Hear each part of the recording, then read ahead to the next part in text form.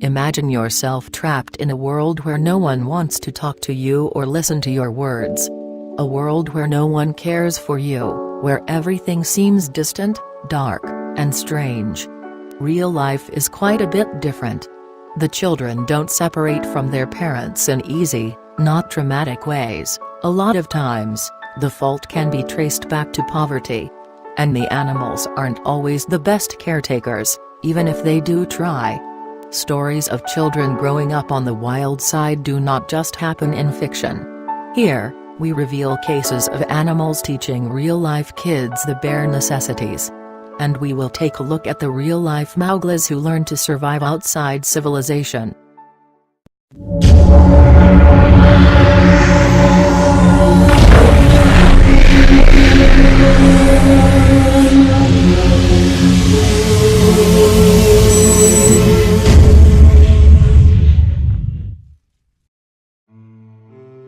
Vanya Yudin, the bird boy. A Russian boy, who was raised as a bird since his single mother never interacted with him, and only fed him when she fed her pet birds. So Vanya grew up in a two-bedroom apartment with hundreds of birds. He could not speak until he was 7 and learned to communicate with birds via chirping. He would imitate wings by flapping his arms and hands. When the social workers found Vanya, he was neither beaten nor underfed, but he was severely neglected by his 31-year-old mother. She signed an abdication form and Vanya went on to live a less feathered life. Sujit Kumar, Chicken Boy. There is nothing romantic about Sujit Kumar's story. In an appalling case of child abuse, at the age of 6 the Fijian was locked in a chicken coop by his family. He lived there with the chickens for 8 years until social workers found him.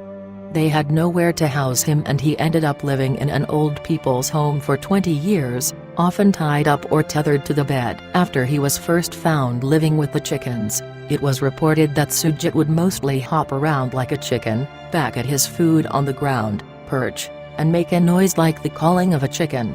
He would prefer to roost on the floor to go to sleep rather than sleep in a bed. In 2002, his plight was discovered by local Rotary Club president, Elizabeth Clayton, who was sickened by what she saw.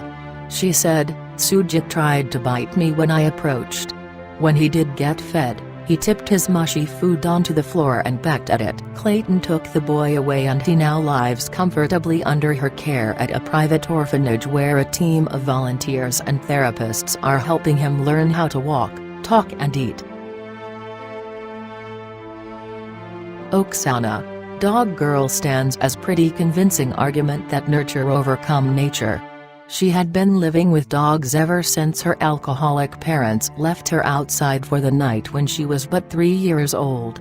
She fed and slept together with the dogs, and only 5 years later a neighbor noticed that a girl was being raised by canines.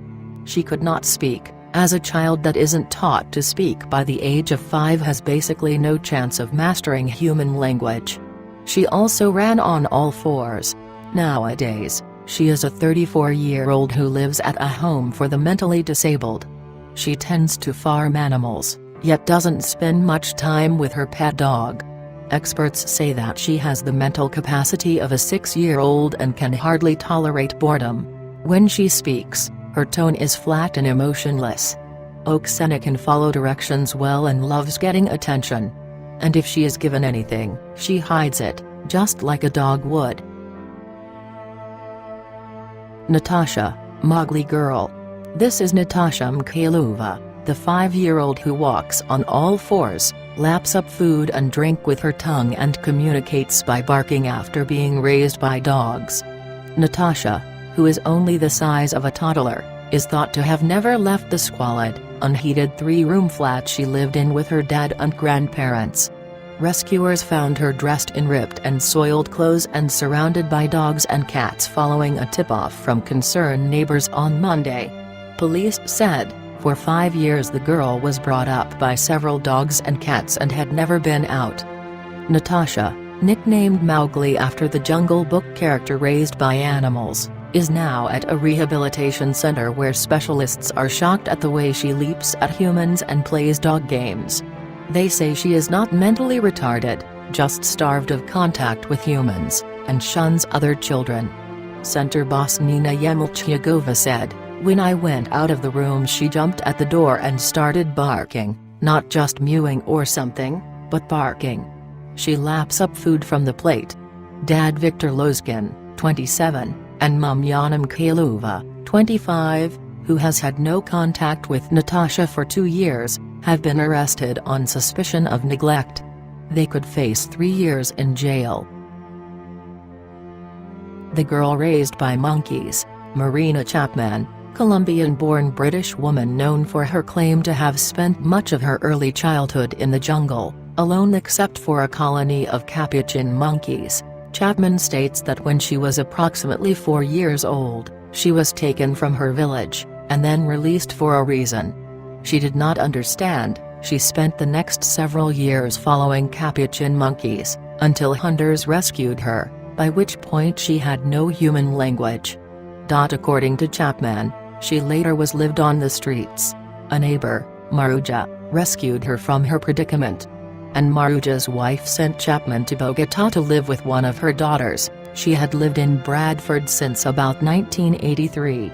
She married a scientist in the Bradford area. She subsequently wrote her autobiography, The Girl with No Name, published 2013 by Mainstream Publishing. She currently lives in Bradford. Chapman and her husband have 2 children. National Geographic created the documentary Woman Raised by Monkeys. It premiered on Thursday, December 12, 2013. The Wolf Man, Marcos Rodriguez Pantoja. This Spaniard, known as the Wolf Man, lived with the wolves from the age of 7 to 19. His poor father had sold him to a wealthy landowner, who then sold the boy to a goatherd. Eventually, the boy and the goatherd, who loved isolation, which is a plus in the business of herding goats, grew to like each other, and the older man taught Marcos how to survive in the wilderness, including setting traps for food. Unfortunately, the goat herder died soon after, and Marcos developed a surprising relationship with wolves. One time, Marcos had found some wolves to play with, and the wolf mother, when she came back, licked him, marking him as part of the pack. He lived with the wolves until he was 19 years old, when the police took him back to civilization. Marcos knew how to speak, having had human contact up to the age of 7, but his integration was tough. Many people didn't believe his story, and it took a movie about his life to be made to make the criticism stop. Marco can still imitate the calls of various animals and says that life with the wolves was better, because if one was hungry, he could hunt for food. Meanwhile, the society is ruled by money. To this day, Marcos doesn't feel entirely at home in society. He says that out in the wild life is simple: if you want fish you catch it, if you want meat, you hunt with the pack. But in society, without money, you are nothing. The Wolf Girls. One of the earliest stories of children raised by animals concerned the wolf girls Mala, 8, and Kamila, 18 months, who were discovered living deep in a wolf's den in 1920 in Midnapur, India. They were found by Reverend Ajal Singh, a missionary, who ran a nearby orphanage. In the autumn of 1920, he began hearing reports from villagers, who said they were living in fear because of man-ghosts they heard in the forest. The noises were tracked to a termite mound that also served as a wolf's den. When it was broken down, out flew 3 adult wolves and 2 pups. Behind him came 2 naked human girls, covered in filth, who viciously bit and scratched the men. Back at the orphanage, the girls could not stand or walk upright, but moved on all 4s, with their palms to the ground. They could run so fast that it was difficult to catch them, and they often tried to escape. The girls did not speak, and preferred to sit by themselves in the dark. They could see very well at night, and had a strong sense of smell and hearing. It was said that after midnight they would prowl the yard and howl. Any clothing they were dressed in was immediately ripped off, and neither heat nor cold weather seemed to affect them. Amala died after a year, but Kamila survived for 9 years, eventually learning to stand upright, and walk on 2 feet, although she remained wobbly. She only ever learned to speak a few words. John Sebanya, the monkey boy. At 2 years old, this Ugandan boy witnessed his father murder his mother and fled from his home for safety.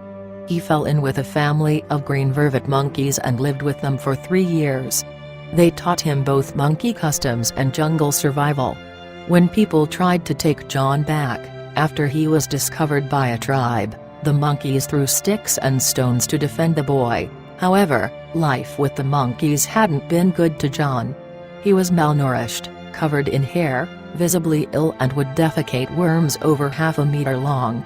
His knees had scars indicating that he hadn't learned to walk. John said in an interview that monkeys loved him and even brought him food. Back in civilization, he learned how to sing and became one of the most famous members of the Pearl of Africa's children's choir.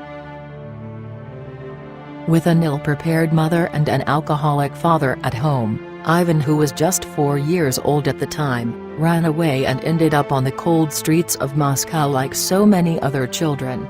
But all was not lost, because it was here that he found himself a new, more loving family, a pack of stray dogs. Like most of the children who found themselves on the street, Ivan begged for scraps from passers-by to survive. But unlike his homeless peers, Ivan always shared whatever he got with one particular pack of dogs. It was an act of kindness that didn't go wasted on the animals, as they soon took a liking to the little boy and adopted him as one of their own. And with Ivan's first winter on the streets of Moscow fast approaching, his newfound family couldn't have come at a better time. This was how Ivan would spend the next 2 years on the streets. He would beg for food during the day to share with his pack, while they in turn made him pack leader and kept him safe. This remarkable story of Moscow's feral child and his stray dogs soon reached the ears of the city police, who tried to rescue Ivan on 3 occasions. Each time Ivan's pack came to the aid of their leader and helped him escape by fiercely defending him. Apart from having fleas and lice, Ivan was in surprisingly good health when he was brought in, a testament to the great care his canine family provided. The 2 years in the pack also didn't affect his speech too much, which meant that Ivan was easily reintroduced into society. He was eventually placed with a loving family and went on to graduate from military school. Today, Ivan is a well-adjusted member of society and has appeared on Russian and Ukrainian television to recount the time with his pack. His story is a moving example of the powerful bond that man and dogs share, and just goes to show that sometimes the most loving family members come with fur and 4 legs. The world does not lack real-life stories of feral children, and this has been our reality since ancient times. There are cases of children living with animals far away from civilization, but the stories of the children isolated from the rest of the world while being abused by their own parents are the most heartbreaking. The story of Jeannie first came to light on November 4, 1970, when her mother brought her into a welfare office in Los Angeles, claiming that they'd both been abused and tortured by the father of the girl. The first publicly released picture of Jeannie, taken just after California authorities took control of her care at the age of 13. By UCLA Library, Department of Special Collections, Fair Use. At first, social workers were positive that the girl couldn't be more than 7 years old. They were stunned to find out that she was actually 13 years old, and informed the police about the case. What was soon revealed would shock even those who worked for decades as social workers. The little girl weighed just 59 pounds and walked strangely, holding up her hands like a rabbit. She could speak no more than 20 words or phrases, including mother, go, orange, stop it, and no more. It was revealed that she had been confined to a small room for as long as 10 years, but what was worse, she spent most of the 10 years tied to a potty chair by her abusive father, who often beat her if she made even for the slightest noise. In order to protect her identity and privacy, social workers nicknamed her Jeannie. In the history of the United States, there has never been a case of social isolation as cruel as the one they witnessed in the fall of 1970. Clark Wiley, Jeannie's mentally ill father, hated two things: children and noise.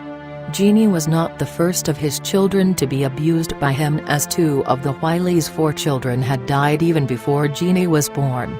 Apart from Jeannie, John, her older brother, also managed to survive the horrors and the abuse of their father. Describing the family home to social workers as a concentration camp, Clark Wiley believed that his daughter was mentally retarded and decided to lock her away, never allowing Jeannie's mother and brother to speak a word to her.